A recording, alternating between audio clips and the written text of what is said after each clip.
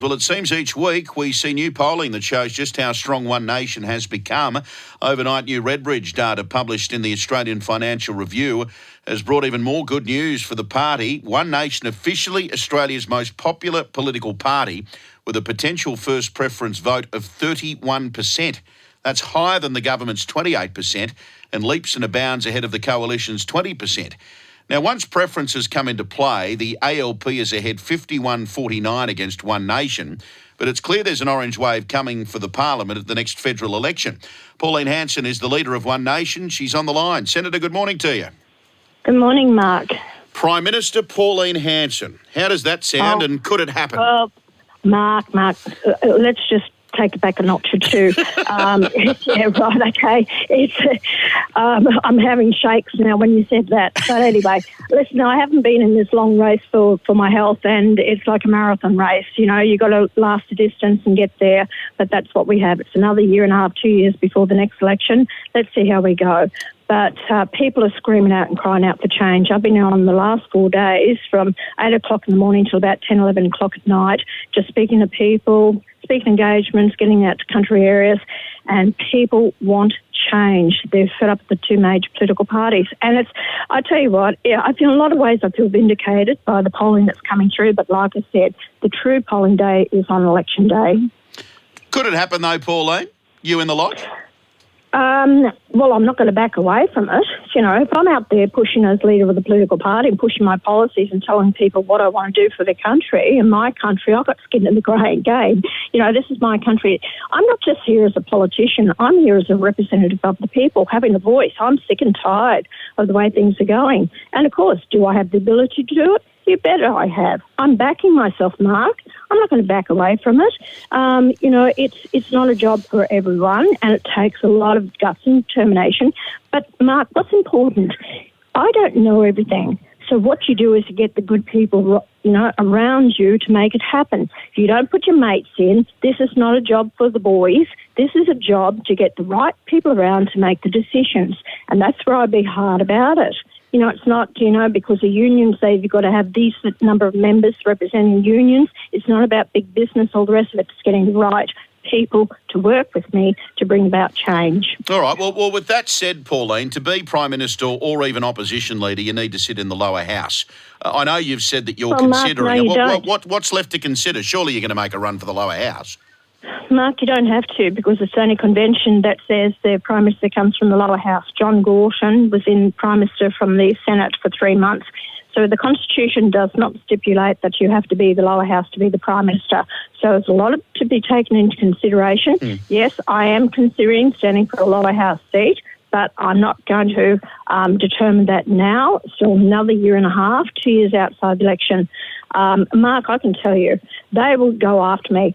You know, both major political parties have got such a mean streak in them now, and so has the media, that they've got such a watchdog over the top of me. Everything that I do, wherever I go, my comm card to my flights, they've even put my plane up on an app saying where I'm flying, how much it costs to fly there. No cost to the taxpayer, but just all this. FOIs are coming left, right and centre. They're now attacking everything that I do. They didn't take an interest in me beforehand, but now they're really scared and frightened about losing their own seats, and so they should. Well, I guess off the back of that, Pauline, can you keep this momentum going, right, over the next 2 years? I spoke to your Chief of Staff, James Ashby, on this show last week about the vetting process of your candidates in the lead up to the next election. How do you ensure and how do you weed out controversial figures to ensure the party isn't embroiled in controversy ahead of the next election? I totally agree with you. You know, it's not like some of the other political parties. They had that ruckus that went on in Victoria with the candidate they selected there who was a supporter of a pedophile. So every political party has the problems with some of their candidates they endorse. We've come a long way, Mark. Just go back. I came back to head this party in 2015. There was nothing. We had absolutely nothing. No office, no staff, staff, nothing. So I've rebuilt it from there. We've learnt from our mistakes. We've had to, scratch around. Now, in the seat of Farrer, we had 81 people put up their hand to be the candidate. We went through the vetting process. We came down to the last three in branch, selected from that last three. We've had 1,500 expressions of interest. We're already working on that now to go through, see if they comply with Section 44. We go through whether they've been bankrupt, whether they've had domestic violence against them. This is a big process that we go through. You can't afford controversy, can you? I mean, it's all well and good. You're riding a crest of a wave at the moment, but you've been in politics long enough to know that it only takes one silly comment, one controversial moment, and that support can dissipate pretty quickly. Correct. And this is what some of them are doing. They're trying to come into our branches and disrupt the branches or making some stupid bloody comments, which then goes back to us. Any association that we may have, they try to make out I'm associated with a Nazi organisation, which I'm not. So we're getting false lies put out against us, and we're, all the time combating this. Mark, I run a party that I want the down-to-earth grassroots Australians. I'm not going to have brat bags around me, and if I do, well, then they're not part of the party. They will never get in to be a candidate. Because we've been around for a while, we've got those loyal ones who are grassroots Australians from all different backgrounds, whether it be the tradies out there, people who've run businesses themselves. I had a professor from the university said, I wish I could run for you. He said, but I can't at the moment. And these people from all different political persuasions of the past are saying, we've had a gut feel. We see the problems that's happening out here. We want to get involved.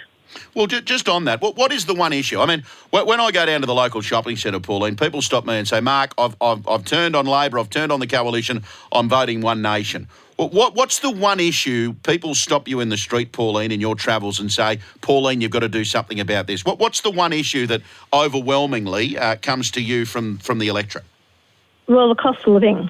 Basically, and the cost of living is the factor of the driving electricity charges that small businesses are going under. So it's cost of living and mass migration, the number of people in Australia. So that's having a real impact.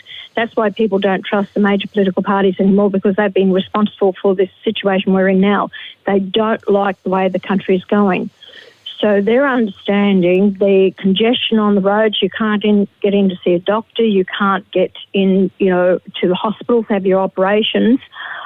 These are all impacting. The cost of electricity is driving up the cost of your goods, the lack of farming sector. And another one, big one, is crime, escalating crime. People don't feel safe in the streets anymore. So I'd say it's those three big things, and small businesses struggling. Well, I'd love to know, Pauline, what you do with these ISIS-linked women and children, right? Because I've really been hammering this over the last week or so, because I think Tony Burke's getting away with it off the back of a pretty ordinary budget. I cannot believe that we've got a Royal Commission on anti-Semitism and social cohesion, while at the same time we're allowing terror sympathisers back into our country. I've said, well, OK, if they're citizens, well, we need to have a look at a constitutional amendment to stop those people who leave our shores to support a terror regime from coming back to Australia. What would you do about these ISIS-linked women and children, Pauline? That's right. Since they've come back in here, 8 charges have been laid. Those charges that were laid, that they would have known that, and that would have been the reason why you could have kept them out of the country, not to return here. No one's been able to answer me, have they got dual citizenship? If they had dual citizenship, you could have stripped them of their Australian citizenship. You can't leave anyone stateless. That's another thing as well. The cost of the taxpayer, well, I'd actually be hitting up their families to pay this for the cost of bringing them back in the country. And another thing too, those passports were processed here in Australia, handed to one of the friends to take it over there to deliver to them. That should never have happened.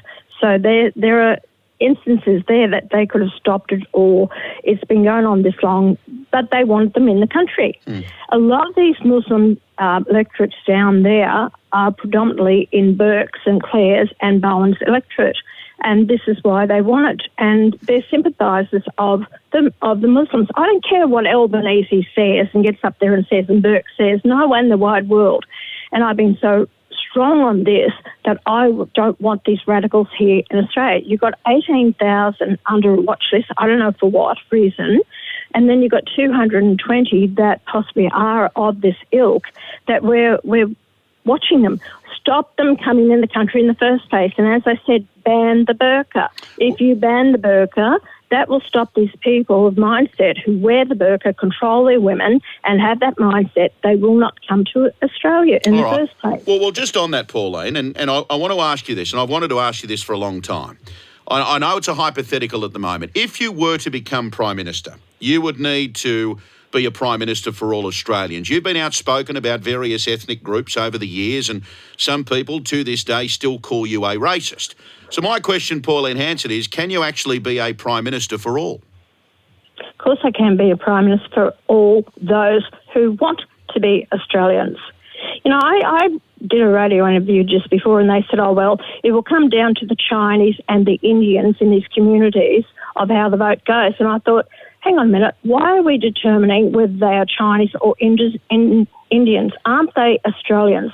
And that's what we are missing here, is that people of their cultural backgrounds, yes, we acknowledge that, we are multiracial, but we must be Australians, and that's what people are screaming out for. But Pauline, if I could just butt in there for a second, if I can. I mean, I'll put my hand up, and you'd be aware of this. I was critical of your comments about Lakemba being unsafe, and I actually attended the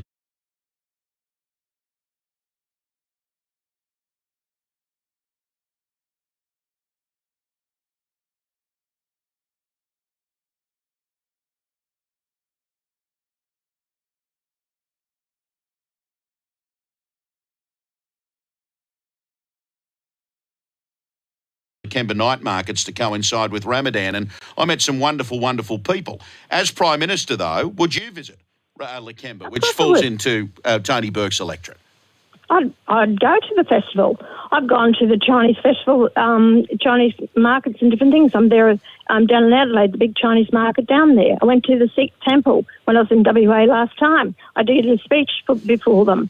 So I go to these places. I'm not hiding, by all means. But, you know, you could see he went to the Lakemba Mosque just to prove a point. Well, wasn't he scared? You could see it on his face. And then when he was booed and carried on, when he walked through the streets, you know, that shouldn't be happening in Australia. But Pauline, I've just got to pull you up for a second. You were invited to the Lakemba night markets this year. Why didn't you go? I think I had something else on, Mark. You know, my diary is so full. Just because I've been invited there doesn't mean to say I have to cancel some other engagement to go there. So don't put it on me just because I've invited that I've got to turn up. I've got a lot of things that are going on in my life constantly all the time. And I don't live down in Sydney where it's just the next suburb across from me. No, I get all of that. I get all of that, Pauline, but it did go for weeks. So I just think it's important for me to pick you up on that and ask you the question. Yeah, but that's fine. You know, you're putting the hypothetical, would I be Prime Minister? Yes, if you're Prime Minister of this country, yes, you must be Prime Minister for all people that are here as Australians. So I expect people, if you're here in this country and you want to become Australian, then you be Australian and you actually assimilate. I'll tell you one thing, Pauline. It is refreshing to get straight answers out of a politician. I'll put that on the record. Hey, it was your birthday last week, so happy birthday. You sat down for a meal with Clive Palmer. Was that awkward? No. I mean, he said One Nation's just another version of the Liberals. What are you doing sitting down with Big Clive? He turned up in my office with a bunch of flowers and 2 birthday cakes that I shared with my staff. So anyway, and you know what? He said to me a couple of years ago, a year and a half ago, he wanted to take over the party. And I said, it's not for sale, Clive. Okay, that's it. So anyway, he turned up and he said, you know what? He said, you're doing a good job. Good on you. So anyway, that was a nice, refreshing comment to get from Clive. But I'll tell you what, Mark, we're not joining together.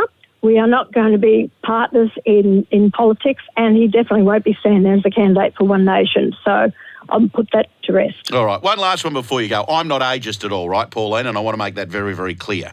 Come the next election, you'll be, 74? So my question... No, that's right. Okay, 20. It depends when it is. I could be 73 or going on to 74. But the reason I wanted to put that on and I know it's very rude of me to say that, but, you know, one thing I wanted to say, 74 years of age, a lot of people are slowing down, a lot of people saying, you know what, time to put the feet up and just relax. But I get the sense these polls have just fueled your desire to keep going.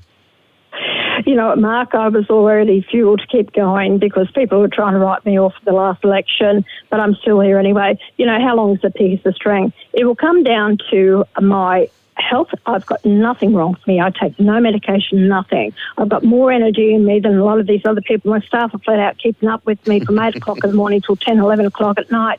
I can still run down the halls of Parliament in my heels when I have to get to the chamber. So don't underestimate me. There's a lot of other leaders around the world. But I'll let the people know this. I've already told my staff if I can become like a Joe Biden, just tap me on the shoulder and give me the hill to move on. Oh, Pauline.